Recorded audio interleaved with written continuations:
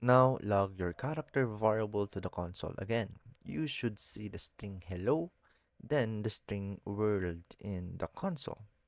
Okay, so let's see. Console.log character. This one. Okay. So, whoa, how did that happen? So let's see.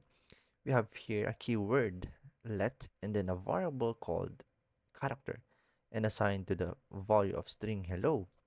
We then used the console.log, passed in the variable in the console.log to display the value hello, which is this one.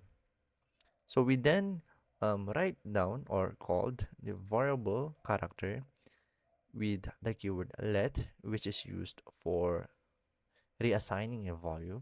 So in here, we use the character here again.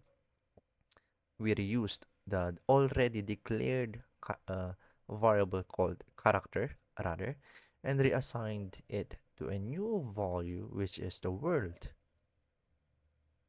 string world rather. And then we used again the console.log and then display the value of this reassigned character, which is the world.